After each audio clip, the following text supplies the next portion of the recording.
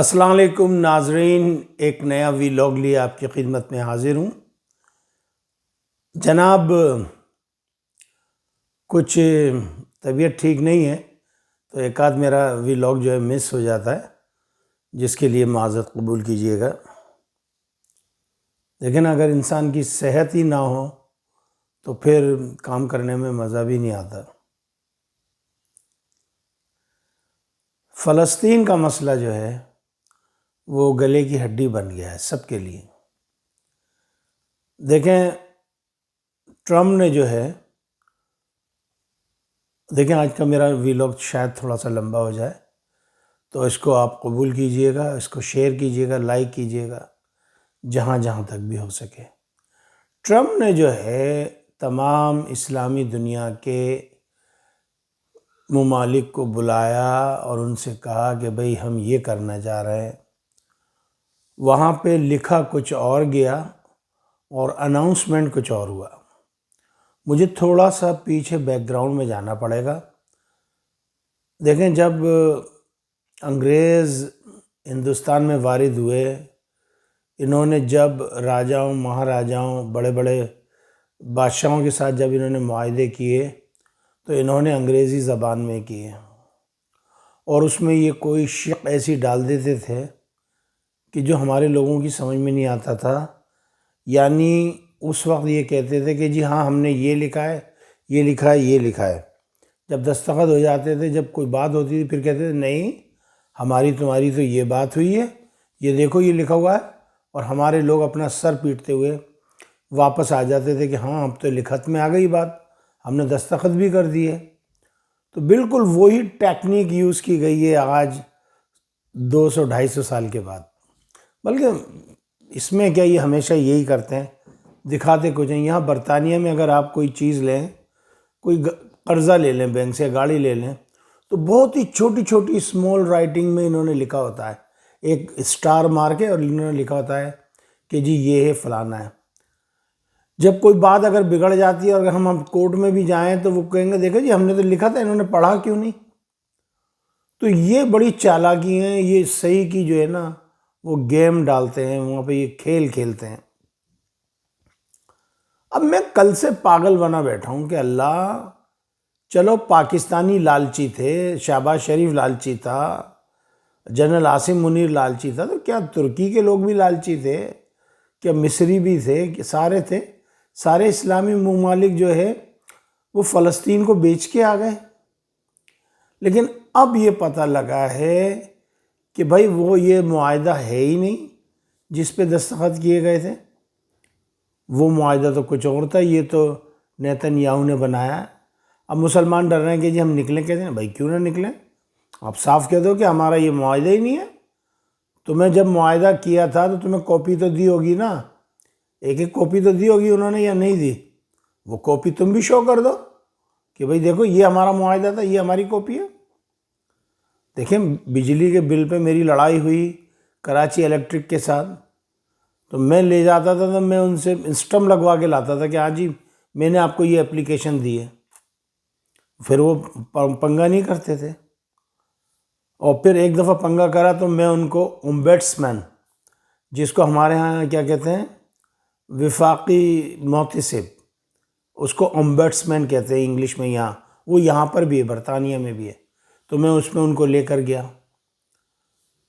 بات یہ ہے کہ اسرائیل کا وزیر اعظم جب ملتا ہے ٹرمپ سے اور اس کے بعد جو ہے ہو جاتا ہے، ٹرمپ نے اب لوگوں کو دھمکی دی ہے کہ جی میں نے اپنے جرنیلوں کو بلایا، ساری دنیا سے جتنے بھی 8,000 9,000 یا جتنے بھی ان کے جرنیل تھے، 800 900 جتنے بھی تھے، XYZ، I don't want to go in the details۔ انہوں نے کہا کہ جی جس نے ابھی سے چھوڑنا ہے تو آرمی چھوڑ دے، ہم تو جا رہے ہیں ایک بہت بڑی جنگ کی طرف۔ اور پھر انہوں نے اسرائیل کی مدد کے لیے اپنے بے تحاشا جہاز جو ہے وہ بھیجے ہیں انہوں نے قطر کی طرف۔ ادھر ایران نے کہہ دیا ہے کہ جی اگر ہمارے اوپر اب کہ اسرائیل نے حملہ کیا تو ہم اسرائیل پہ حملہ نہیں کریں گے، ہم امریکن اڈوں پہ کریں گے۔ امریکہ کے اڈے کہاں ہیں؟ سارے اسلامی ممالک میں ہیں، سوائے پاکستان اور افغانستان کے. دیکھیں سعودی عرب میں ہیں امریکن اڈے، قطر میں ہیں، بحرین میں ہیں، کویت میں ہیں، متحدہ عرب امارات میں ہیں، مصر میں ہیں، جارڈن میں ہیں، شام میں ہیں. کون سا ملک ہے جس کے پاس نہیں ہے؟ اور جن ملکوں میں اگر اڈے نہیں ہیں تو وہاں پہ ان کی غلام حکومتیں بیٹھی ہوئی ہیں جن کو یہ جب جی چاہے ہلا دیں. جو کٹ پتلی ہوتا ہے نا کہ پاٹے خاں کی اور چلے گی، تھوڑی تھوڑی اور چلے گی، تو پاٹے خاں بیٹھے ہوئے ہیں وہاں پہ. بلکہ پاٹے خاں تو یہ خود ہے، وہ وہاں پہ چلا رہا ہے، کٹ پتلیوں کا ناچ دکھا رہا ہے. پپٹس، جس کو پپٹس کہتے ہیں. تو میں صرف یہ کہنا چاہتا ہوں کہ دیکھیں یہ ہوا ہے دھوکہ. اب فلسطینیوں کو آپ کہہ رہے ہیں کہ جی نکل جائیں یہاں سے سب کچھ چھوڑ چھاڑ کے، ادھر آپ لبنان کے اندر حزب اللہ کو بھی کہہ رہے ہیں کہ جی نکل جائیں. ایسا تو ہو ہی نہیں سکتا کہ کوئی نکل کر چلا جائے. بہرحال یہ ایک بڑی لمبی جنگ چھڑ گئی ہے اور چھڑنے والی ہے. رہی اب میں آ جاتا ہوں پاکستان کی طرف. دیکھیں پاکستان کو کتنی اچھی طریقے سے بیوقوف بنایا. جب 9-10 مئی کی لڑائی ہوئی انڈیا کے ساتھ اور اس کے بعد جنرل عاصم منیر کو امریکہ میں طلب کیا گیا تو میں نے اسی ٹائم یہ کہا تھا کہ دال میں کچھ کالا ہے. چونکہ میں بہت اچھی طریقے سے جانتا ہوں، وہ کہتے ہیں نا یہ مفت میں اپنا گو بھی نہ دیں کسی کو یہ گورے.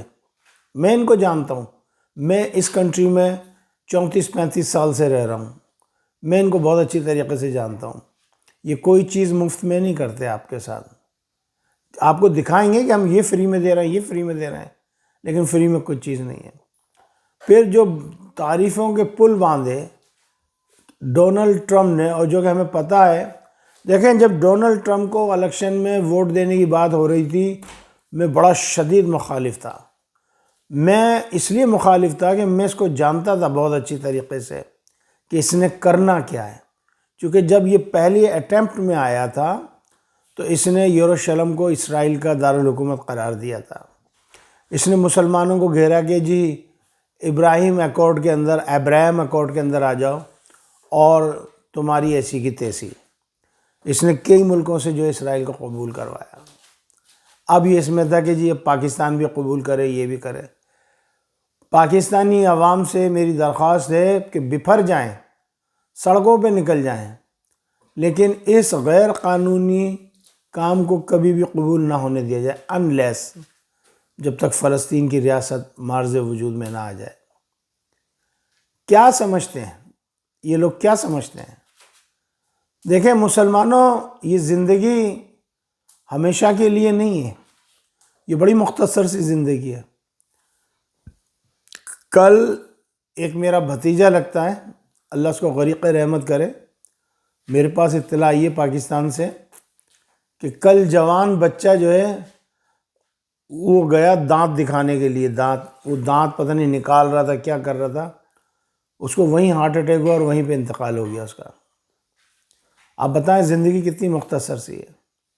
مجھے کیا پتہ کس کی کہاں لکھی کیا نہیں لکھی، لیکن وہ جو فلسطینی ہیں، وہ جو لڑ رہے ہیں، وہ کچھ نہ کچھ تو سمجھ کے لڑ رہے ہیں نا. اور وہ اللہ کے پیارے بندوں میں سے بندے ہیں. وہ آپ صلی اللہ علیہ وسلم کی امت میں سے ان لوگوں میں سے ہیں جن کا کہ سرکار نے کہا تھا کہ یہ میری امت کے عظیم لوگوں میں سے ہوں گے. آپ دیکھیں وہ نہتے ہیں، ان کے پاس کچھ نہیں ہے، ان کو بمباری کر رہے ہیں، مار رہے ہیں، لیکن اس کے باوجود وہ ڈٹے ہوئے ہیں.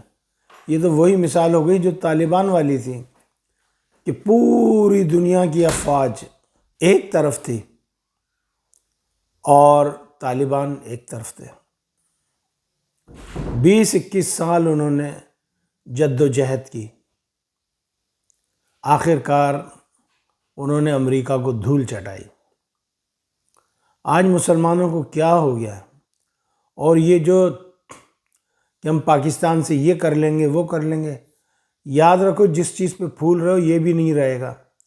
وہ تمہاری معدنیات بھی نکال کے لے جائیں گے، تمہارے ملک پہ بھی قبضہ کر لیں گے. مت بھولو کہ تم ایک ایٹمی طاقت ہو. اپنی ویلیو کرنا سیکھو. جب تک آپ اپنی ویلیو کرنا نہیں سیکھو گے آپ کو دنیا میں کوئی عزت نہیں دے گا۔ آج یہ ہوا ہے کہ ان کا ہے، کل کو کہیں گے جی کشمیر سے دستبردار ہو جاؤ، کل کو وہ کہیں گے جی وہ لداخ سے دستبردار ہو جاؤ، کل کو وہ کہیں گے جی جوناگڑھ سے دستبردار ہو جاؤ۔ نواب جوناگڑھ کا وہ تو اقوام متحدہ میں کیس لگا ہوا ہے نا، نواب جوناگڑھ ہی لے کے گئے تھے نا اس کیس کو۔ حیدرآباد دکن کا مسئلہ ہو جائے گا تو نہ پھولیں۔ دوسری بات یہ کہ جنرل عاصم منیر کے بارے میں تو میں کچھ نہیں کہوں گا چونکہ میں نے ہونٹ سیے ہوئے اپنے، لیکن ہاں شہباز شریف کے بارے میں یہ کہوں گا کہ یہ لوگ غدار ابن غدار ہیں۔ یہ کبھی بھی پاکستان کا ویل وشر نہیں ہو سکتا یہ خاندان۔ یہ جو شمع جوننجو کی بات کر رہے ہیں یہ میرے ساتھ ایک بڑے لمبے عرصے سے ٹویٹر پہ ہے، تو یہ لگاتی میں نے پتہ نہیں کون ہے، کبھی کہتی تھی کہ میں پی ایچ ڈی کیے پھر میں انگلینڈ آ گئی اپنے خاوند کو لے کے، یہ وہ جوننجو سے مجھے پتہ لگتا ہے کہ ہاں سندھ سے کہیں سے تعلق ہے اس کا، سانگڑ وانگڑ سے ہوگا، جوننجو لوگ ادھر ہی زیادہ بستے ہیں۔ لیکن مجھے نہیں پتا تھا کہ یہ عورت جو ہے یہ اسرائیلی ایجنسی کے لیے کام کر رہی تھی، مجھے نہیں پتا تھا۔ اور دوسری بات یہ کہ یہ کہتے ہیں کہ جی ہم تو جانتے ہی نہیں ہیں، اب وزارت خارجہ کہہ رہی ہے ہم تو جوننجو کو جانتے ہی نہیں ہیں۔ تو ابھی کل رات کو میں ٹویٹر پہ کچھ فوٹوگراف دیکھ رہا تھا، اس کے اندر یہ نواز شریف کے ساتھ کھڑی ہوئی ہے۔ آپ کیسے نہیں جانو گے؟ کوئی نہ کوئی تو دال میں کالا ہے، اس میں پیپلز پارٹی بھی ملوث ہے، کچھ نہ کچھ تو ہے۔ بہرحال اللہ تعالیٰ رحم کرے، کرم کرے ہمارے پیارے وطن پاکستان پر، اور ہمارے ہاں انٹیلیجنس تو ہوتی ہے، تو میں اپنی انٹیلیجنس سے کہوں گا کہ بھئی کڑی نگاہ رکھی جائے عاصم منیر کے اوپر، کڑی نگاہ رکھی جائے شہباز شریف کے اوپر، کہ آخر یہ کیا گیم کر رہے ہیں کہ دنیا میں سب سے پیارا ہے، سب سے لاڈلا جو ہے ان کو جو ہے وہ عاصم منیر لگ رہا ہے ٹرمپ کو، اور شہباز شریف لگ رہا ہے۔ ہندوستان جس کی اتنی بڑی اکانومی، جس کا اتنا وہ، انہوں نے اس کو اٹھا کے پھینک دیا، کوئی نہ کوئی تو مقصد ہوگا نا۔ یہ تمہیں یہاں پھڑوانا چاہ رہا ہے چائنا کے ساتھ، چونکہ چائنا تمہارا بیسٹ فرینڈ ہے۔ جب چائنا نے ایک دفعہ تمہارے اوپر سے ہاتھ اٹھا لیا تو پھر تم دربدر کے ہو جاؤ گے، کوئی تمہیں پوچھے گا بھی نہیں، کوئی ٹکے ٹکے میں بھی نہیں مارے گا تمہاری، وہ بولے گا جا بھائی اپنا کام کر۔ کیا کر رہے ہو؟ ہوش کے ناخن لو، ان لوگوں کو سمجھو، ان کی نفسیات کو سمجھو۔ یہ لوگ کبھی ہمارے ہو ہی نہیں سکتے۔ بہرحال بس اتنی سی میں نے بات کرنی تھی، بہت دکھی دل ہے، طبیعت ٹھیک نہیں ہے، بہت تیز بخار وغیرہ چڑھا ہوا ہے، لیکن بات کرنی ضروری تھی۔ آج میرے دل کو قرار نہیں آ رہا تھا کہ میں اپنے لوگوں سے مخاطب نہ ہوں، اور وہاں پہ آزاد کشمیر میں جو ہے حالات خراب ہیں۔ دیکھیں آپ نے خود کریں بھائی، جو جیت گیا اس کو دے دیں الیکشن میں۔ یہ کب تک آپ بدمعاشی کرو گے یار؟ اس بدمعاشی کو ختم کرو۔ شہباز شریف صاحب اگر آپ جیتو گے تو ہم آپ کی حمایت کریں گے، اگر پیپلز پارٹی جیتے گی ہم پیپلز۔ جب بے نظیر بھٹو کو شہید کیا گیا تو میں I was in be B see that time, تو میں نے یہ صاف کہا تھا کہ اب دنیا کی کوئی طاقت پیپلز پارٹی کو ہرا نہیں سکتی، چونکہ سمپتھی کے ووٹ ملیں گے اس کو، اور وہی ہوا۔ پیپلز پارٹی جیت کر آئی، اس نے اپنی حکومت بنائی، اور اسی حکومت کی وجہ سے پرویز مشرف کو جانا پڑا۔